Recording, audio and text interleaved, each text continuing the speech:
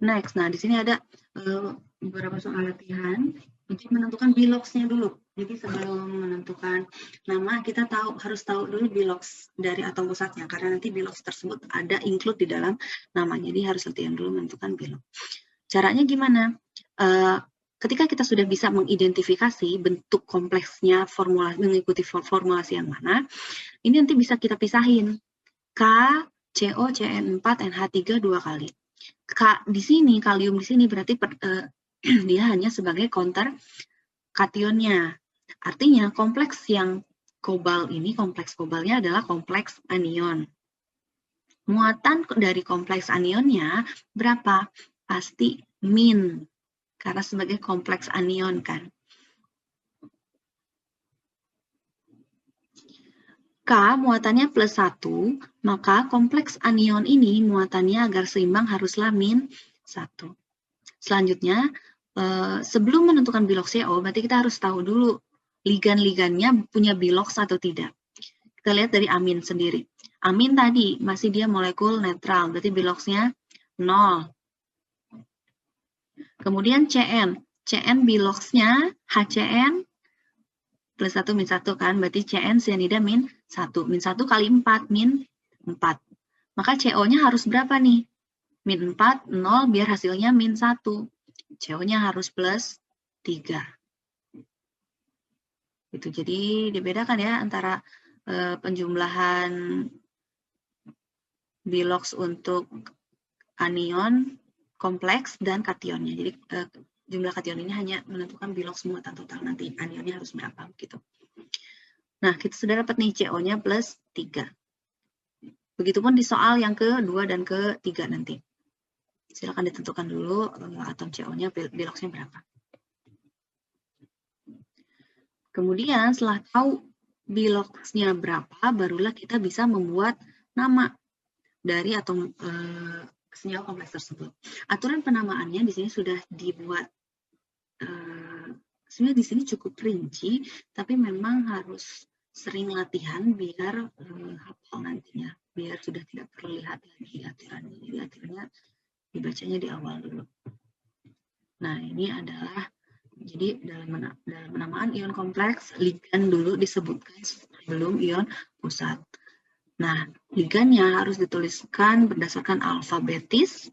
Kalau ada 2 ligan kayak tadi, siano sama amin, nah berarti amin dulu nih yang dituliskan di dalam urutan penamaan. Amin baru siano. Jadi yang dibandingkan adalah alfabet huruf awal dari nama latin ligan.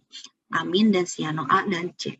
A dulu yang dituliskan awal. Kemudian jumlahnya ligan harus diperlihatkan kayak tadi.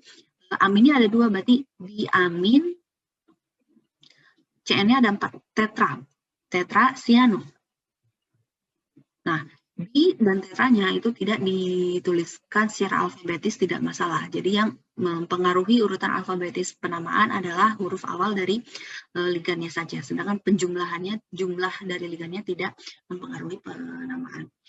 Jadi di amin, tetra, siano. Kenapa saya bilang siano? Karena CN adalah ligan negatif. Di syarat di penamaan berikut, di syarat yang keempat ini ada kalau ligan anion akhiri dengan huruf O. Jadi cyanida menjadi cyano, sulfat menjadi sulfato, klorida menjadi kloro, bromo, dan seterusnya, iodo, dan seterusnya. Begitu kalau anion, kalau ligan netral, sesuai nama molekulnya. Nah, makanya tadi kita diambil cyano ya. Oke, berikutnya, ini tadi sudah. Nah, berikutnya baru atom pusatnya. Atom pusatnya, kalau ion kompleks merupakan anion, atom pusatnya diakhiri dengan at. Tadi di kompleks yang nomor 1 ini, yang mau kita tentukan kompleks ini adalah kompleks anion, karena kationnya ada K+ kan. Berarti nanti kobaltnya diakhiri dengan at. Nama latinnya diakhiri dengan at. Kobaltat. Sehingga kita dapat nama diamin tetra siano untuk yang nomor 1 ya. Diamin tetra sianokobaltat, lalu terakhir bilox dari atom berat yang tadi sudah kita hitung, yaitu 3. Oke, angka Romawi dalam kurung. Nah, di depannya tadi ada kation kalium. Pisah. Jadi kompleks anionnya itu dalam satu kata tanpa spasi penulisannya langsung digabung antara ligan dan atom pusat. Kalium, diamin, tetrasiano, kobaltat 3 untuk kompleks nomor 1. Kalau kaliumnya hilang, kalau hanya anionnya saja yang tertulis, anion kompleks, berarti jangan lupa ditambahkan kata ion di depan diaminnya ini. Ion, diamin, tetrasiano, kobaltat 3.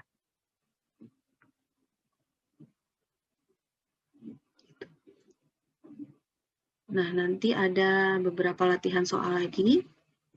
Nah, ini silakan dipelajari. Nah, ini menuliskan rumus dari nama kompleksnya. Kompleks. Ada natrium trikarbonato kobaltat. Kobaltat lagi nih. Berarti natrium sebagai kationnya. Terus untuk anionnya berarti anion kompleks. Langsung pakai kurung. Trikarbonato kobaltat. Kobaltat, jadi atom pusat dulu yang ditulis. Terus trikarbonato, karbonat itu berarti CO3 2- ya. Trikarbonato ada 3 CO. Nah, sekarang muatannya nih. Kobaltnya kobalt 3+.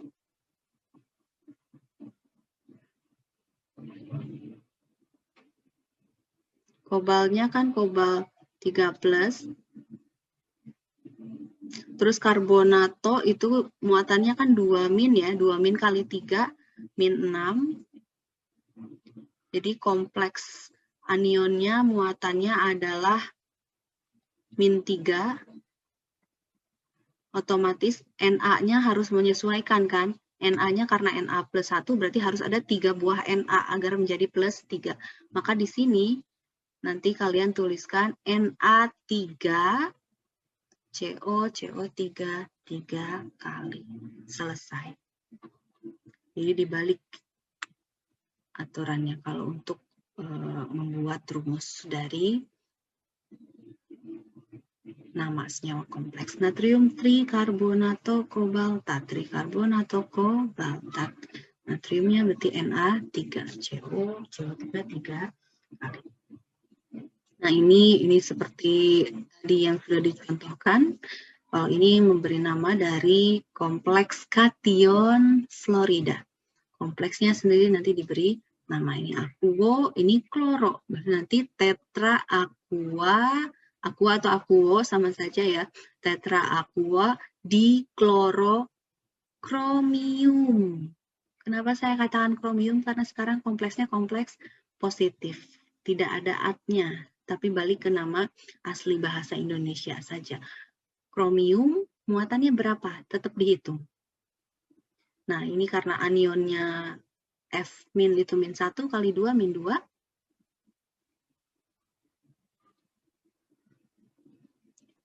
Maka kompleks kationnya harus +2 kan muatannya. Di sini ada molekul H2O 0, 0 kali 4, 0. Ada Cl-, Cl-1 kali 2 jadi -2.